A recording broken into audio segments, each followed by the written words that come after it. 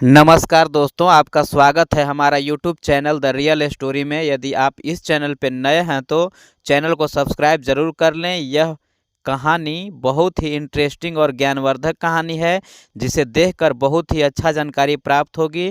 तो दोस्तों, कहानी को शुरू करते हैं। 2 साल पहले माँ बाप ने अपने कोख से जन्मे बेटे को पागल कहकर नदी में फेंक कर मार दिया था। वह बेटा 25 साल बाद एसपी बनकर अपने घर पहुंचा तो माँ बाप हक्का बक्का रह गए। उसके बाद एसपी साहब ने जो किया उसे सुनकर आप भी दंग रह जाएंगे। दोस्तों, इस वीडियो के लिए एक लाइक तो बनता है। दोस्तों, इस सच्ची घटना की शुरुआत होती है सन 2001 में। राजस्थान के एक दूर दराज में बसे गांव त्रिपुरा में एक साधारण मगर मेहनती किसान रघुवीर सिंह अपनी पत्नी कमला और अपने 6 बच्चों के साथ रहा करते थे। उसकी 5 संतानें पूरी तरह से स्वस्थ और होशियार थी, लेकिन सबसे छोटा बेटा माधव जन्म से ही अलग था।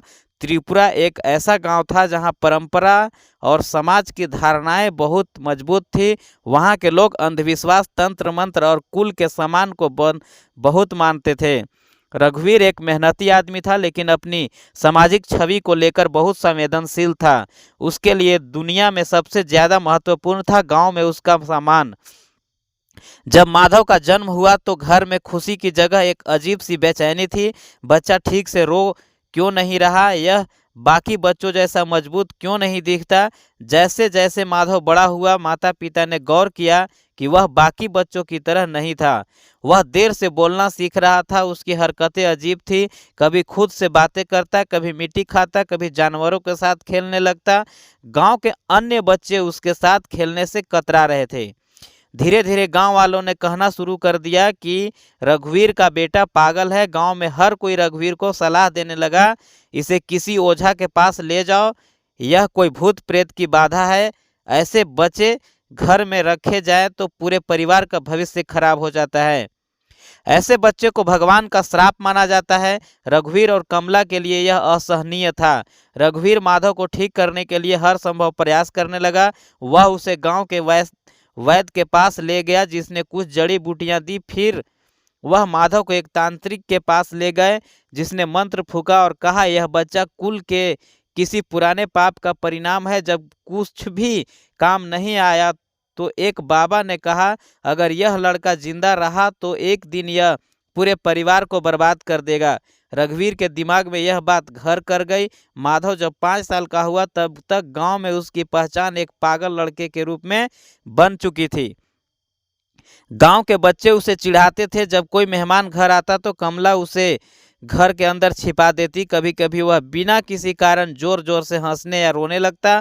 रघुवीर को अब अपने खेतों में काम करने में भी शर्म लगने लगी, और रघुवीर को चारों बड़े बेटों की शादी की चिंता थी, और दूसरी ओर माधव एक ऐसे अभिशाप से छुटकारा पाना जरूरी था।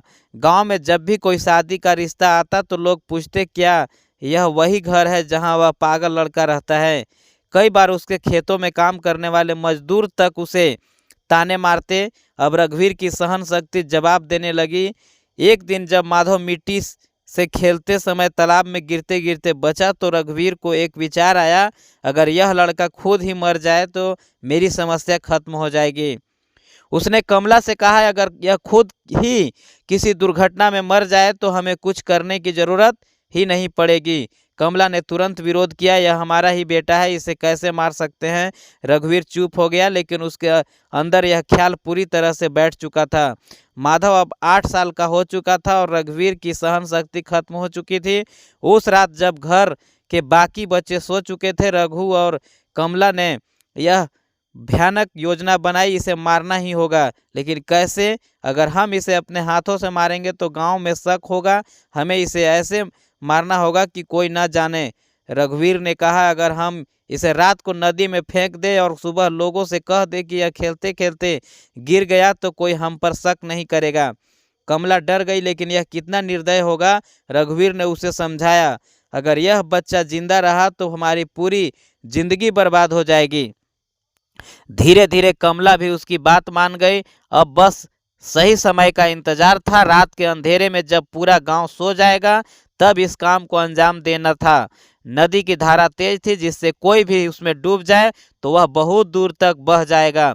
माधव को कोई अंदाजा नहीं था कि उसके अपने माता पिता उसके लिए मौत का फैसला कर चुके हैं। उस रात आसमान पर घने बादल छाए थे, पूरा गांव सो चुका था। रघुवीर ने माधव को अपनी गोद में उठाया और घर के पीछे से नदी की ओर चल पड़ा। कमला कांपते हुए उसके पीछे पीछे चल रही थी। नदी का पानी ठंडा और बहाव तेज था। रघुवीर ने आखिरी बार माधव को देखा। कमला धीरे से बोली, क्या यह सही कर रहे हैं? रघुवीर ने बिना जवाब दिए माधव को दोनों हाथों से उठाया और पूरी ताकत से नदी में फेंक दिया। छपाक पानी में गिरते ही माधव की आंख खुल गई। उसे कुछ समझ नहीं आया, लेकिन जैसे ही पानी में डूबने लगा उसकी हाथ पैर मारने की कोशिश शुरू हो गई। रघुवीर और कमला कुछ देर वहीं खड़े रहे, जब तक कि उन्हें पानी में कुछ हलचल दिखाई बंद नहीं हो गया। कमला बोली, हो गया? रघुवीर ने ठंडी आवाज में कहा, हाँ, अब घर चलो, सुबह किसी को कुछ पता नहीं चलेगा। सुबह होते ही कमला रोने लगी और पूरे गांव को इकट्ठा कर लिया। माधव कल रात खेलते खेलते नदी में गिर गया। हमने उसे बहुत ढूंढा, लेकिन वह नहीं मिला। गांव वालों में अफरा तफरी मच गई। कुछ लोग नदी की ओर भागे, लेकिन कोई माधव को नहीं देख सका। रघुवीर ने अपने चेहरे पर गम का दिखावा किया, लेकिन भीतर से वह निश्चित था, अब कोई हमारा मजाक नहीं उड़ाएगा। रात के अंधेरे में माधव का शरीर ठंडे पानी में बहता जा रहा था। कई बार वह डूबने लगा, लेकिन किसी चमत्कार की तरह पानी के प्रवाह ने उसे एक तिनके की तरह किनारे की ओर धकेल दिया। कई घंटों तक नदी में बहने के बाद उसका शरीर एक बड़े पत्थर से टकराया और किनारे की ओर आ गया। वह बेहोश था, लेकिन उसकी जान बच चुकी थी। सुबह जब सूरज की किरणें नदी के पानी पर पड़ी, तब पास के गांव के कुछ गोताखोर मछली पकड़ने आए। एक गोताखोर ने दूर से पानी में कुछ तैरता देखा। अरे, यह कोई बच्चा लग रहा है। वे तेजी से तैर कर उसके पास पहुंचे और उसे बाहर निकाला। यह तो बेहोश, और उन्होंने तुरंत गांव के लोगों को बुलाया। जब उसे घेर कर देखने लगे जिसका बच्चा है, लेकिन कोई जवाब नहीं आया। किसी ने माधव को नहीं पहचाना। गोताखोर ने पुलिस को बुलाया। इंस्पेक्टर साहब आया और स्थिति को समझा। यह बच्चा किसी और गांव का है, इसे कोई पहचान नहीं रहा है। हमें जयपुर, इसकी सरकार पालनहार योजना के तहत जयपुर योजना भोजना होगा। पुलिस ने माधव को अपने साथ ले जाकर जयपुर के सरकारी शिशु गृह में भेज दिया। जयपुर की सड़कों पर सुबह की पुलिस स्टेशन में कार्यरत अधिकारी अपने दिनचर्या शुरू कर रहे थे। इसी बीच एक सरकारी वाहन बाल संरक्षण केंद्र के गेट पर रुका। वाहन से 2 पुलिस अधिकारी उतरे और उनके साथ था एक छोटा लड़का माधव। माधव अभी भी कमजोर था, उसकी आंखों में अजीब सी वीरानी थी। बाल संरक्षण केंद्र की नर्सों और वार्डन ने उसे अंदर ले जाकर नहलाया, साफ कपड़े पहनाए और उसके लिए हल्का खाना लाए, लेकिन माधव चुपचाप बैठा रहा, बिना कुछ बोले। जयपुर के पौष इलाके में रहने वाले विजय शर्मा और सीमा शर्मा एक प्रतिष्ठित परिवार से थे। विजय एक सरकारी इंजीनियर थे और सीमा एक स्कूल टीचर। शादी के कई साल बाद भी उनकी कोई संतान नहीं थी। उन्होंने हर संभव इलाज करवाया, डॉक्टरों के चक्कर लगाए, मंदिरों के में मन्नतें मांगी, लेकिन उनके घर में बच्चे की लीलकारियां कभी नहीं गूंजी। समय बीतता गया और दोनों ने तय किया कि वे एक अनाथ बच्चे को गोद लेंगे। एक दिन सीमा ने अखबार में पालनहार योजना के बारे में पढ़ा। यह योजना अनाथ और बेसहारा बच्चों को एक सुरक्षित परिवार देने के लिए चलाई जा रही थी। उन्होंने इस बारे में बात की और दोनों ने तय किया कि वे एक बच्चा गोद लेंगे। शर्मा दंपति ने बाल संरक्षण केंद्र का दौरा किया। वहां उन्होंने कई बच्चों को देखा। कुछ हंसते हुए खेल रहे थे, कुछ किताबों में खोए थे, लेकिन एक बच्चा अकेला एक कोने में बैठा था। सीमा ने वार्डन से पूछा। वार्डन ने माधव की पूरी कहानी बताई, कैसे उसे नदी से बचाया गया था, कैसे कोई उसे अपना नहीं रहा था और कैसे वह अब तक कुछ भी नहीं बोल रहा था। सीमा की आंखें नम हो गई। वह धीरे धीरे माधव के पास गई और उसके सिर पर हाथ फेरा। माधव ने पहली बार उसकी ओर देखा, लेकिन कुछ नहीं बोला। विजय ने सीमा की ओर देखा और कहा, यही हमारा बेटा होगा। सीमा ने हल्के से सिर हिलाया और कहा, यही हमारा माधव होगा। माधव को अपनाने के बाद गोद लेने की सारी कानूनी प्रक्रिया पूरी करने के बाद माधव को शर्मा परिवार अपने घर ले जाए। उसके लिए अलग से एक कमरा तैयार किया गया, खिलौने लाए गए और उसका पूरा ध्यान रखा गया। लेकिन समस्या यह थी कि माधव मानसिक रूप से स्थिर था। वह रात को अचानक चीखने लगता, कभी कभी बिना किसी कारण के खुद को नुकसान पहुंचाने की कोशिश करता और कभी घंटों तक बस एक ही कोने में बैठा रहता। शर्मा दंपति को ये मालूम हुआ कि उसे सिर्फ प्यार नहीं बल्कि इलाज और सही देखभाल की जरूरत है। शर्मा परिवार ने जयपुर के सबसे बड़े मानसिक रोग विशेषज्ञों से माधव का इलाज शुरू करवाया। डॉक्टरों ने बताया कि उसे ट्रॉमा आघात के कारण मानसिक समस्या हुई है, लेकिन इस सही इलाज और देखभाल से वह सामान्य जीवन जी सकता है। इलाज शुरू हुआ, लेकिन यह आसान नहीं था। कभी माधव इलाज के दौरान रोने लगता, कभी वह दवाएं खाने से इनकार कर देता। सीमा उसके पास बैठती, कहानियां सुनाती और धीरे धीरे उसके डर को कम करने की कोशिश करती। समय बीतता गया और महीनों ही की मेहनत के बाद माधव की हालत में सुधार होने लगा। अब वह सामान्य बच्चों की तरह हंसता खेलता और बोलने भी लगा। वह पहली बार सीमा को माँ और विजय को पापा कहकर पुकारने लगा। यह सुनकर शर्मा दंपति की आंखें भर आई। माधव को एक अच्छे स्कूल में दाखिला दिलाया गया। शुरुआत में पढ़ाई में उसकी रुचि नहीं थी, लेकिन विजय और सीमा ने उसे प्रोत्साहित किया। धीरे धीरे माधव पढ़ाई में अव्वल आने लगा। स्कूल के अध्यापक भी हैरान थे कि जो बच्चा कभी ठीक से बोल भी नहीं पाता था, वह अब क्लास में सबसे तेज दिमाग वाला छात्र बन चुका था। कॉलेज के दौरान माधव को अपने अतीत की बातें धीरे धीरे याद आने लगी। उसे याद आया कि वह एक किसान का बेटा था जिसे नदी में फेंक दिया था, लेकिन उसने कभी अपने नए माता पिता को यह बात नहीं बताई। कॉलेज के बाद उसने सिविल सर्विस परीक्षा की तैयारी शुरू की। शर्मा दंपति ने हर तरह से उसका साथ दिया। 3 साल की कड़ी मेहनत के बाद माधव ने आईपीएस की परीक्षा पास कर ली। अब वह एसपी माधव शर्मा बन चुका था। जब उसकी पहली पोस्टिंग राजस्थान में हुई तो उसे पता चला कि उसे त्रिपुरा जिले में एसपी बनाकर भेजा जा रहा है। यह वही गांव था जहां उसे मरने के लिए छोड़ दिया गया था।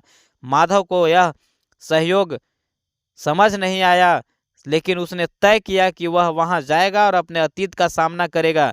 त्रिपुरा का वह गांव जहां कभी एक मासूम बच्चे को उसकी ही मां ने रात के अंधेरे में नदी में फेंक दिया था, आज वहां हलचल मची थी। गांव की गलियों में कानाफूसी हो रही थी। एसपी साहब आ रहे हैं। वह कोई और नहीं बल्कि वही बच्चा है जिसे उसके माता पिता ने मारने की कोशिश की थी। माधव का काफिला जैसे ही गांव में दाखिला हुआ, लोग अपनी झोपड़ियों और घरों से बाहर निकल आए। उन्हें विश्वास नहीं हो रहा था कि वह पागल बच्चा आज एक सशक्त पुलिस अधिकारी बन चुका था। माधव अपने पूरे पुलिस बल के साथ अपने पुराने घर पहुंचा। उस घर के दरवाजे पर रघुवीर और कमला घबराए खड़े थे। एसपी साहब, हमें माफ़ कर दो, हमें नहीं पता था कि तुम जिंदा हो। रघुवीर कांपते हुए बोला। कमला फूट फूट कर रोने लगी। बेटा, हमने गलती कर दी, हमें माफ़ कर दो। माधव ने एक गहरी सांस ली, फिर धीमे स्वर में कहा, बेटा, क्या तुमने यह शब्द तब कहा था जब मुझे नदी में फेंका था? पुलिस अधिकारी आगे बढ़े। सर, क्या हम इन्हें गिरफ्तार कर लें? गांव वालों की नज़रें माधव पर टिक गई। वे जानना चाहते थे कि वह अपने माता पिता के साथ कैसा व्यवहार करेगा, लेकिन माधव ने हाथ उठाकर पुलिस को रोक दिया। नहीं, उसने ठंडे स्वर में कहा, इन्हें जेल भेजकर मैं इनका जीवन आसान नहीं बनाना चाहता। इनकी असली सजा इनका अपराध होगा। माधव ने गांव वालों को देखा और ऊंची आवाज में कहा, क्या तुम जानते हो इन लोगों ने क्या किया था? इन्होंने अपने ही बच्चे को मारने की कोशिश की थी। यह लोग माता पिता कहलाने के लायक नहीं हैं।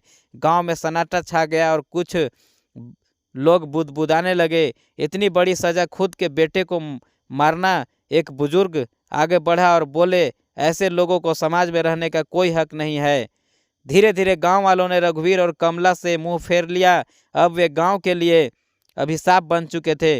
माधव ने रघुवीर और कमला की ओर देखा तो उसके सामने दोनों हाथ जोड़ रखे थे। तुम चाहते हो कि मैं तुम्हें माफ़ कर दूं? माधव की आवाज़ में एक गहरा दर्द था। कमला सिसकते हुए बोली, बेटा, मैं तेरा अपराध स्वीकार करती हूँ। तुझे जन्म दिया फिर भी पहचान नहीं पाई। मुझसे बहुत बड़ी गलती हो गई। माधव ने गहरी सांस ली और कहा, तुमने मुझे जन्म दिया लेकिन माँ बाप बनना नहीं सीखा। माँ बाप वह होते हैं जो अपने बच्चे के लिए अपनी जान दे देते हैं, न कि अपने बेटे को खुद उसे मारने की कोशिश करें। वह एक पल के लिए रुका, फिर अपनी जेब से एक कागज़ निकाला और बोला, यह कागज़ देख रहे हो? यह मेरा गोद लेने का प्रमाण पत्र है। इस पर लिखा है कि मेरे माता पिता विजय शर्मा और सीमा शर्मा हैं। कमला और रघुवीर की आंखों में आशा की एक आखिरी किरण चमकी। मतलब तू हमें माफ़ कर देगा? माधव ने सिर हिलाया। नहीं, इसका मतलब है कि मैं अब सिर्फ शर्मा जी का बेटा हूँ, तुम्हारा नहीं। रघुवीर और कमला वहीं जमीन पर गिर पड़े। उनका अपना ही बेटा, जिसे वे पागल कहकर ठुकरा चुके थे, अब उन्हें पहचानने से इनकार कर रहा था। गांव वालों ने धीरे धीरे उनसे दूरी बना ली। कोई भी उन्हें खाने को नहीं देता और कोई उनसे बात नहीं करता। वे अकेला की जीवन जीने के लिए मजबूर हो गए। हर दिन हर रात पछतावे की आग में जलते हुए वे सोच में डूब रहे थे, हमने उनसे नहीं फेंका होता तो आज वह हमारा गर्व होता, ना कि शर्म का कारण। यही माधव की असली सजा थी, अपने गुनहगार माता पिता को उन्हीं की आत्मग्लानि में जलने के लिए छोड़ देना। माधव ने उन्हें जेल नहीं भेजा, लेकिन उन्हें एक ऐसी सजा दी जिससे वे जीवन भर तपते रहे। सबसे बड़ी सजा यह नहीं कि आपको मार दे या जेल भेज दे, सबसे बड़ी सजा यह है कि पूरा समाज आपको अस्वीकार कर दे और आप तिल तिल कर जिए। यही माधव की चुपचाप दी गई सबसे कठोर सजा थी। दोस्तों, इस कहानी से हमें यह सीख मिलती है कि केवल एक माता पिता बनने का अर्थ केवल जन्म देना नहीं होता, बल्कि सही परवरिश देना होता। रघुवीर और कमला ने माधव को जन्म तो दिया, लेकिन जब वह मानसिक रूप से कमजोर निकला तो उसे अपना बोझ समझ लिया। माता पिता का सच धर्म यह है कि वे हर परिस्थिति में अपने बच्चों का साथ देना, न कि उन्हें छोड़ दे या मारने की कोशिश करे। नहीं तो समाज में हमेशा कर्मों का फल मिलता है। जो माता पिता अपने ही बच्चे को मारने की कोशिश करते हैं, वे समाज में कभी सम्मान नहीं पा सकते। जीवन में अच्छे कर्म ही हमारी असली पहचान होते हैं। जन्म या खून का कोई महत्व नहीं होता। कोई भी व्यक्ति अपने भाग्य को खुद लिख सकता है। माधव को बचपन में पागल घोषित कर दिया गया था, उसे मारा भी जा सकता था, लेकिन उसने अपनी मेहनत, लगन और सही मार्गदर्शन से खुद को इतना ऊंचा उठा लिया कि वही माता पिता जो उसे फेंक चुके थे, उसके सामने सिर झुका के खड़े हो गए। कोई भी कठिनाई आपके सपनों को मार नहीं सकती, जब तक कि आप खुद हार न मान लें। परिस्थितियां कैसी भी हो, अगर इंसान मेहनत और धैर्य रखे तो वह अपने अतीत से ऊपर उठकर नया भविष्य बना सकता है।